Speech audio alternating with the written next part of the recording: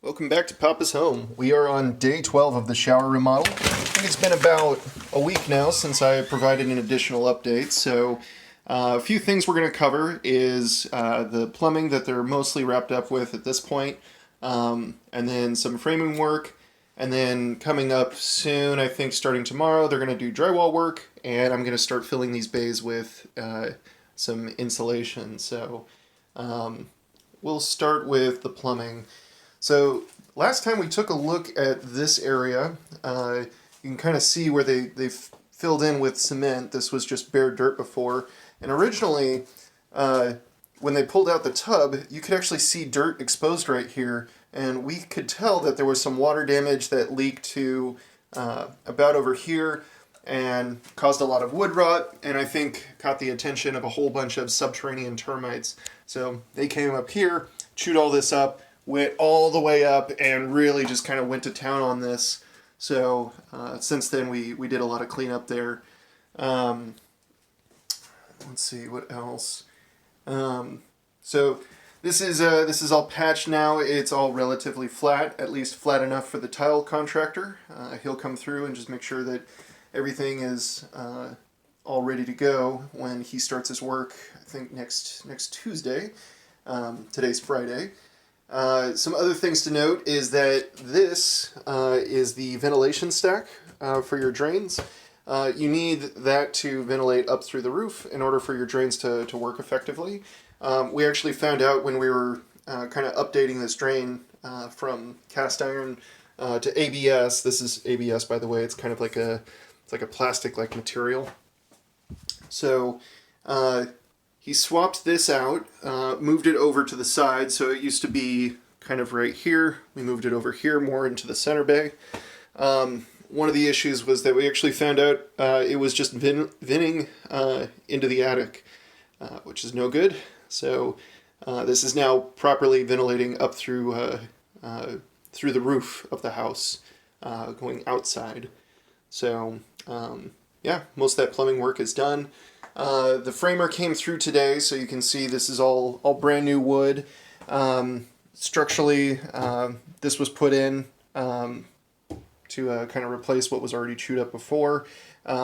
This piece actually just connects to the drywall right here. So it did kind of introduce an issue where there's nothing for this drywall to really like screw into. So I made sure that down at the bottom that there's plenty of spots for that to be screwed into.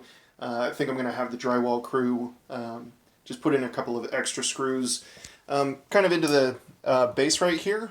And then we'll also hit it right here at the top as well. So hopefully this is a nice strong connection. I might also take like kind of a beat up caulk on this side and try to kind of seal that, try to make like a tighter connection. I don't know if that'll help, but you know, while it's open, I might as well do what I can. So when it comes to the shower design, I'm going to take a step back here. Originally, I wanted to put from corner to corner one giant shelf. Unfortunately, we weren't able to do that, so the framer let me know that there's complications with this beam right here.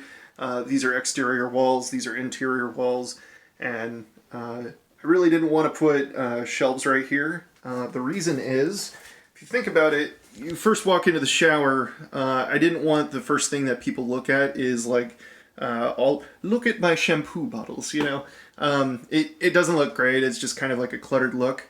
So I think floor to ceiling, I'm just going to have tile going all the way up with a totally clear glass right there, so no privacy glass. I think that'll make that space seem very bright and open. And then in terms of my shelves, I saw this on Pinterest. If you imagine maybe like right here, this will be like my shower handle, so this is where I would actually like turn on the shower valve. And then on either side are going to be these kind of narrow but tall shelves.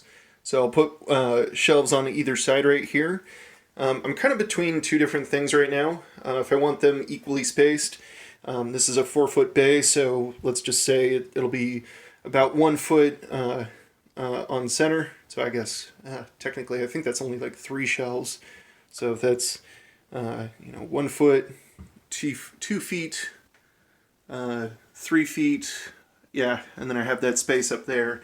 So I don't know. I'm thinking either 3 or 4 shelves that are equally spaced on either side right here, or I might make you know, the bottom one extra tall, and then maybe like kind of just a smaller one right here for like razor blades or, you know, a bar of soap or something, and then maybe a tall one, and then maybe at the very top, maybe I put like 1 shelf. I don't think anyone's gonna reach up there for anything, so maybe I can put something like decorative up there or something. I don't know, what, aloe plant or something. I have no idea. Let's see. So I think the last thing to mention is that once the tile guy comes through and puts like the shower pan down and everything and starts like waterproofing the space, eventually we're going to remove this kind of plastic that was put here as a filler. So now that the concrete is cured, we should be able to pull this up when we're ready. And instead, we're going to put this in. So this is a Kerdi drain by Schluter. It's kind of like a newer type of, a newer way to like waterproof showers and stuff. I think it'll last a very long time. It's definitely a newer technology, but I saw some videos from this old house, Holmes on Holmes, and just a couple of other resources that I really liked. Maybe I'll include that in the description below. But yeah, we're making real progress. I think we're through all the surprises at this point, so yeah, I imagine most of this will go real quick. I think after I get all the insulation in the walls, I'll do another quick video just so you can kind of see what that looks like. But that process is very easy. I'm probably just going to do it myself. I injured my shoulder, unfortunately, so I might be doing this one-handed, but we'll see how it goes. But yeah, actually, a question for you viewers, if you want to help me out. Let me know what you think with these showers here. I'll put it to a vote. Do you think the showers shelves should be equally spaced, maybe about a foot tall each, or do you think I should have like a very tall one at the bottom and kind of a smaller shelf right here, smaller, and then maybe a larger one, and then just like a small decorative shelf up here? I don't know how I'm gonna like differentiate the two, but I'll put it in the comments below. Not sure if there's a voting mechanism within YouTube, but you know, let's try it out.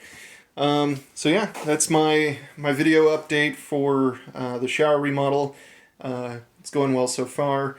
Yeah, I think it's smooth sailing.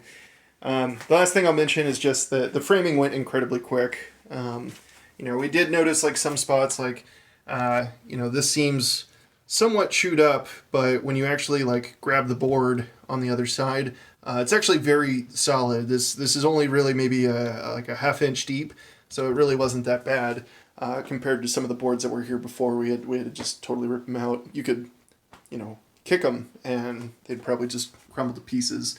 But this was pretty solid. We decided, you know, let's at least reinforce it with another one, and so that goes all the way up, and that's you know, that's his buddy. He's gonna give him a little extra support.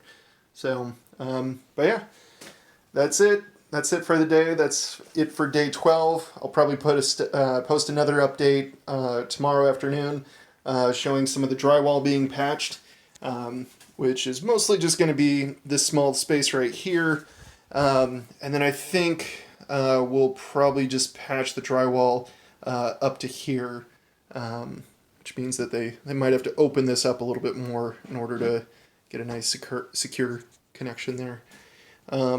Cool. So there's the update. If you guys have any questions or comments, let me know. Give me your feedback on what you think I should do with the shelves. Yeah, thanks for stopping by.